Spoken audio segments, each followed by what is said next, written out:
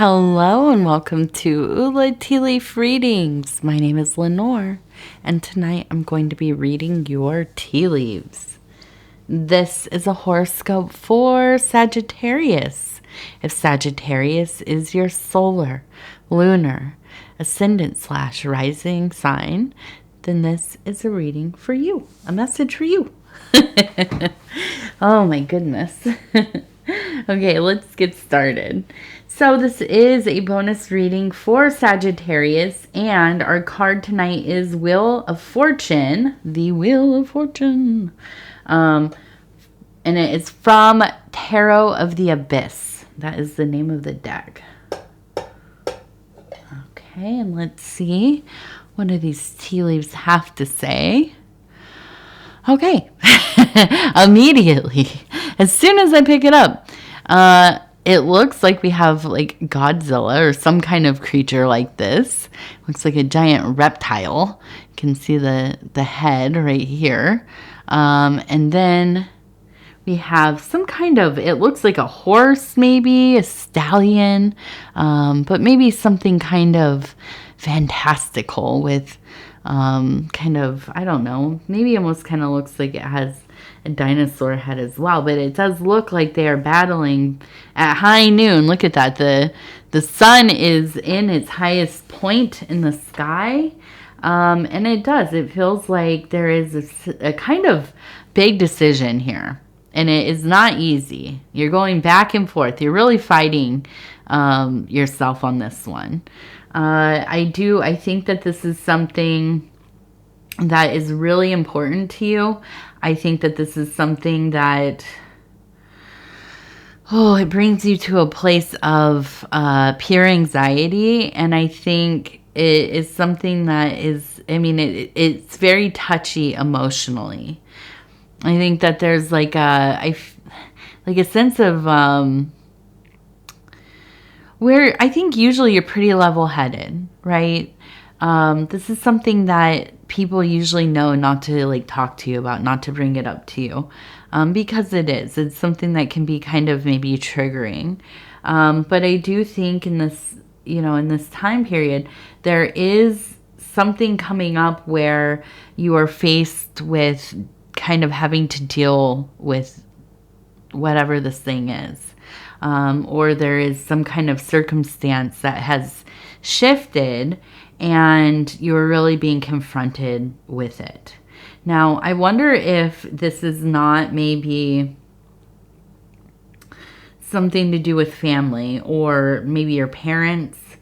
I kind of almost wonder if somebody has become ill or something where you have to kind of come together with family and figure some things out. And I'm seeing that we have an eye here, we have an eye here. And I feel like you are really trying to bring, I can feel you and I'm breathing. I feel anxiety just kind of as I'm starting this reading. It's like, that tightness in your chest. I feel like you're trying to use your coping skills, your mindfulness techniques. I think you're really trying to, communicate effectively, trying to limit reactionary, outbursts or kind of falling into old dynamics. And it's been really hard, but I think that there's this sense of, awakening that has happened in your life. And you've had some, real profound moments with spirit and, just within your own knowing, right? You have been flourishing outside of all of this. And, and then sometimes we're in these wonderful really, really, really evolving as a being, and something, out of our control, something that we did not foresee happening, it comes up and it can be quite destabilizing.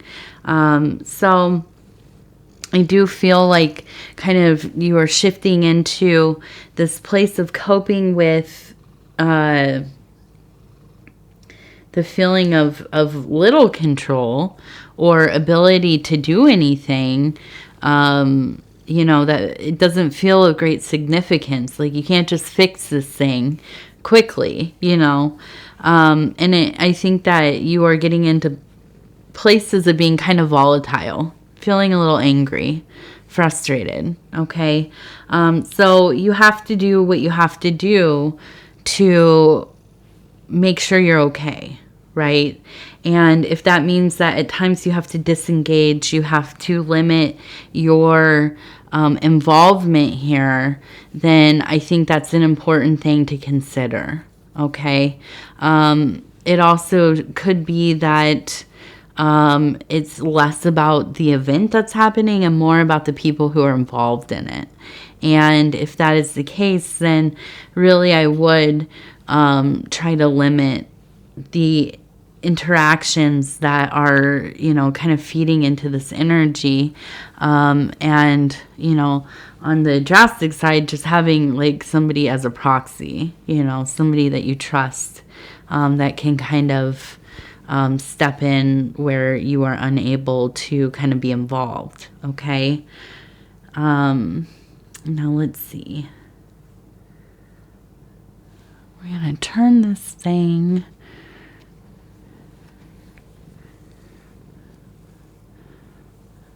Now it looks like we have a crab, maybe. These crabs just keep showing up in the bowls. So many Cancer people lately. And we can see it up here. And here's the kind of little legs and little clickers. Now this one kind of looks like a jack-o'-lantern. You can see the eyes, the nose, and the smile. So I kind of almost wonder if in all of this there is somebody, and it feels like maybe like an older uncle or your dad or somebody who has been able to kind of maintain a level of kind of joking around, keeping things as light as possible. I can see, someone just like somebody who kind of acts like the fool to some degree, but is definitely no fool. But they know the dynamic of the family. They understand how serious everybody can get very quickly. And so they come in and they kind of, offset that rising anxiety that, the temperature is rising. And so we have this person that comes in and, kind of tries to make light of things a little bit, opens up all the windows, gets that cool air coming in, gets everybody kind of, coming down a notch maybe. And this is definitely a person that is important to this whole ordeal, I would say. Now, with the Cancer person up here, it could be that this is that person, although it's a Cancer, so I don't know. It doesn't really sound like a Cancer. But it could be. It could be. My husband's a Cancer, and he is hilarious. We have probably almost annoying banter, I would say. Probably in real life, people are like, these people are ridiculous. But I think that maybe the Cancer person is somebody else. But I do think that this is also somebody you rely on. I think that this is like a good friend. It could be mom. I'm saying mom because as I was saying that, it looks like an M. So maybe mom is a Cancer. But this is somebody who is thinking about the details of things. Maybe not as lighthearted, okay? But definitely more stoic in general. They're not getting into the middle of the arguing. They're not, freaking out. They're not stirring the pot or anything like that. They might actually feel almost kind of, it's not callous, but like just kind of like, why are you not upset about what's happening? But they are. They're dealing with it in their own way. And they also are somebody who wants to keep everybody together, right? This is a person who is really focused on the connectedness of the family, of the loyalties of the family, not letting these big life events destroy the family dynamic, okay? So give them some slack, because they maybe seem cold, but they're not, okay? They're suffering in their own way, and ultimately they are keeping the peace even if you don't realize it. I mean, they are important to the situation. Now we have a dog up here, and it looks like we have somebody pulling the tail of this dog right here. Oh, hello. Hello, T. Let's see. Will you come over here? Come on. Let me hold you. Oh, you're so big. No, you're just a little baby. Somebody told me in the comment today, stop talking to your cat. It's annoying. No, I will not. She's the best part of my readings. Let's see. So we have the dog. We have somebody pulling its tail. So I kind of almost feel like, okay, and maybe let's just say, I'm not fully indicting you on this, but I do wonder if you are maybe, how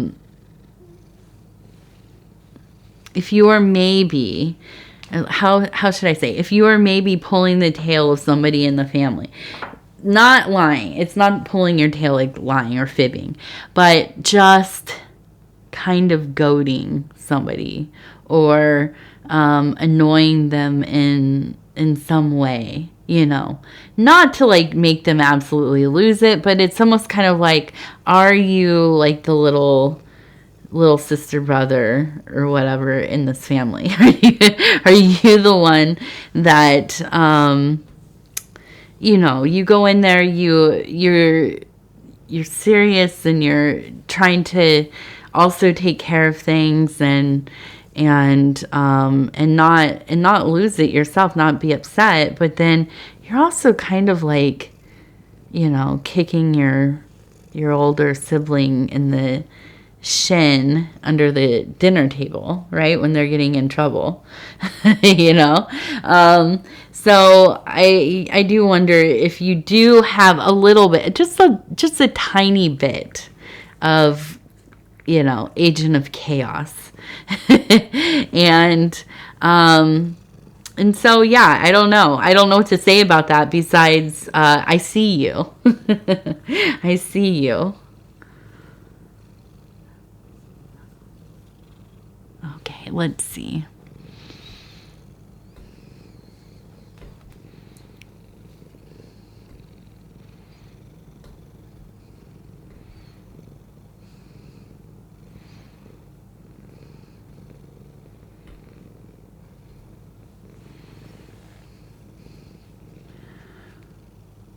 So I keep looking at this as a face on the side.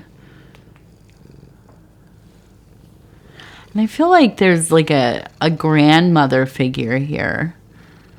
And there's a sailboat. There's a fish, and there's an E. A large E. So maybe there's a name that's an E name. But it looks like with the sailboat, I feel like grandma or great grandma, whoever this is, very much this energy of like let things go, keep moving forward. You know, don't carry all this weight with you. You know, whatever is happening, it feels like a lot, and you have every right to feel however you feel, you know, of course. But do not carry these like rocks in your pocket forever. You have to keep moving forward.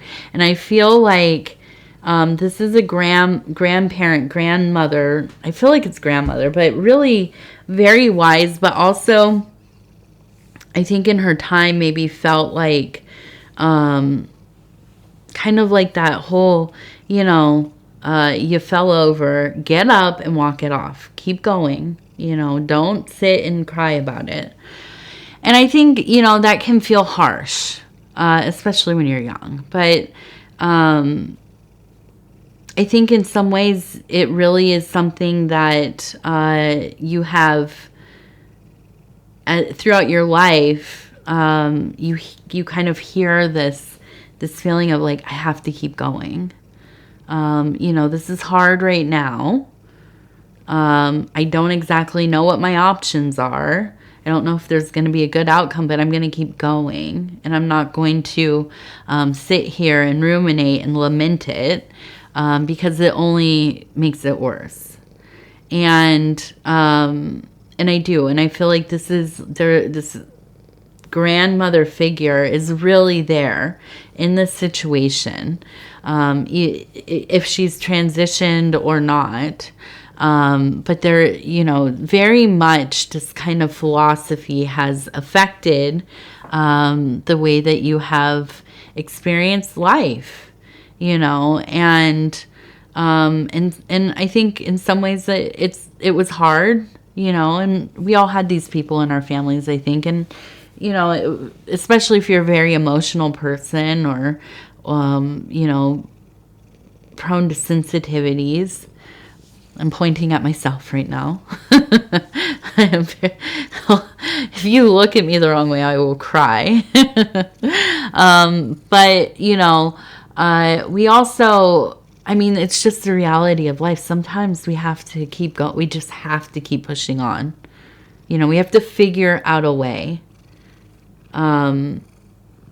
And not dwell for too long in a place unless you want to make this your home, right?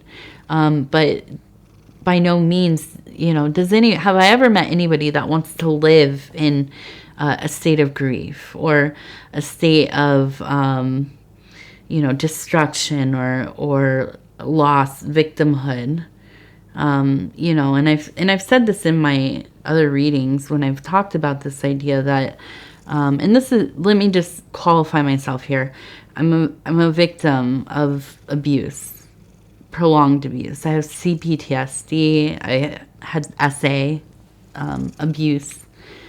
This, you know, I can't say it because of YouTube, but in my childhood, along with neglect and, you know, emotional abuse and other things, and throughout my life, you know, as some victims do, you go on to be victimized repeatedly in different scenarios. And I only say this because I don't want you to think that I'm somebody who's an outsider who has no idea, you know, because I have been through some things. But I do think that we can get into these places where, you know, we're trying to figure out how to get out of that labyrinth, right? Of it's emotional, spiritual torture. It is absolutely devastating on so many levels. And the thing about something, you know, something like abuse or some trauma, any kind of trauma, is that it can be so catastrophic that we take it into ourselves and it becomes a part of our experience, who we are. It's hard to see past it, and you can go on for many years dwelling in a place of kind of half drowning in it. And, you know, and this is what I mean when I talk about escaping this idea of that we're in our victimhood forever. Because I really, you know, most of the time I only feel like a victim when I am calling myself a victim. You know, and that's been years of therapy and years of self-work to even begin to be able to say that or not cry or bawl. And I'm sure if any of you have heard my readings over these last, like, you know, year or so, I've absolutely, you know, ugly cried many times talking about these things. But, you know, it's important to remember that this is not all there is. And that you will find your power again. And it is there. And even if you have to crawl through hell on your hands and knees, bloodied, you will do it. You can do it. I believe that you can. I know that you can. You know, and so when these things happen in our lives and we maybe have people we love, but they don't understand how we feel, they don't, you know, they can't hear us, we feel alone in this thing, I want you to know that you're not alone. There are a lot of us out here who hear you, you know, and you are loved. And, you know, it might not be that this is exactly what you're going through, but, you know, difficult times in life, losses of jobs, losses of, you know, partnerships or divorce, children moving away, you know, financial burdens, so many things, right? They can bring up these other happenings, you know. It's all interconnected. These are not things that they all run into each other, right? So, you know, I can understand Grandma coming through and saying this. I also can understand, you know, that especially if it feels like it gets very burdensome, you know, please reach out to your support people. Please, you know, if you have a therapist, counselor, support group, reach out, okay? You don't have to do these things alone. I also want to bring up, and I've been bringing them up a few times in the last week, but it feels like a time of year where the energy is there. I don't know what it is, but it is. Making a crisis plan for yourself or a safety plan. There are templates. You can look it up. Crisis plan template. I just did it the other day to make sure that, because I've said that on here and I'm like, okay, I want to make sure that they're out there. And it is. It's something that's used in like mental health, in hospitals or recovery if you're going into like rehab or something. And it's simply kind of, they vary depending on the template, but it's something where you can like list all the phone numbers of support people that you want to call. Also signs of how you're feeling. Like if I start to think about these certain things, or I start to have these kinds of impulses, or, you know, whatever, then you know you need to call, and then you have a phone number there. Now you might think, okay, well, I don't have mental health issues. I am not an addict. You know, whatever.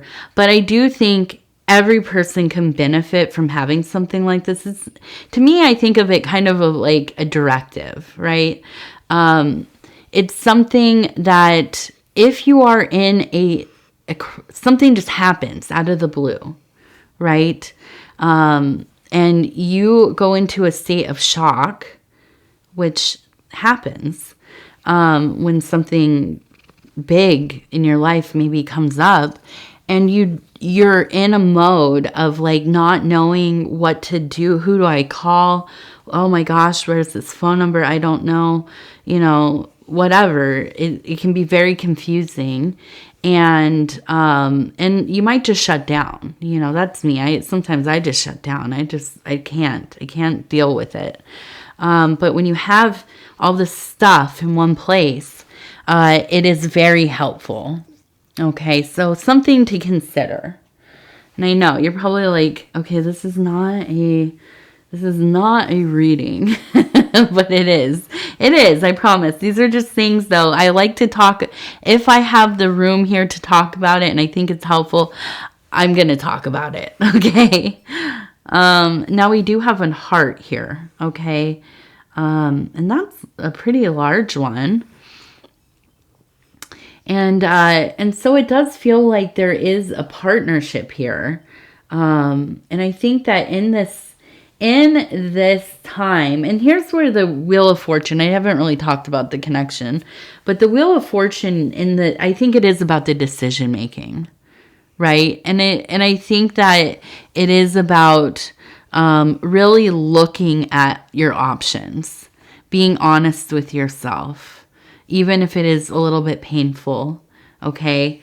I also think it's about choosing your reactions. I know that doesn't seem like a fun Wheel of Fortune, but it's so important. And it ultimately, I would argue that the way that we perceive our life, perceive the world around us, is the ultimate key to our fortune, to our success, to having a life that is meaningful. Okay? So I do feel like you have the support here. There is love, okay? And it is coming, and it is growing, okay? I think often through these trying times, when we have people who we really care about and they show up for us and we can kind of work together through these things, the love becomes so much deeper than it ever was. Okay. And I can kind of feel that energy in that last piece. Now we're going to look at the Dreamers deck. It's 40 affirmations for pursuing your dreams. And TT, I'm going to have to put you down, my love. Oh, don't you? No. That's not nice. You just stand on the back of the chair if you want. Okay, and I'm going to stop where it feels right.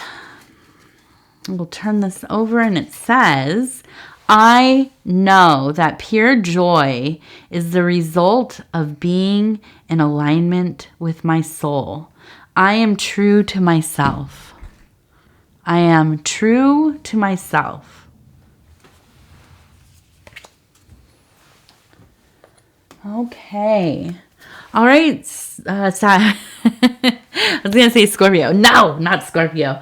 All right, Sagittarius. I thank you so much for spending this time with me. It is always such an honor to be able to bring these messages to you, especially the bonus readings. I do like those ones. Although this one wasn't as like kind of esoteric or wacky, I guess. But, it felt meaningful to me. Yes, and I didn't cry. So I'm kind of proud of myself. I didn't break down here.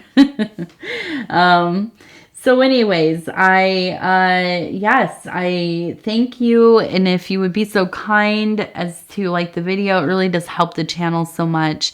And if you have not subscribed yet, please think about doing that. You can hit that little bell. It'll let you know when the next readings are coming out. And if you'd like to leave a comment, please do. I read them all and they mean so much to me. Okay, Sagittarius, I love you. I thank you. And we'll talk in just a couple days here. Good night.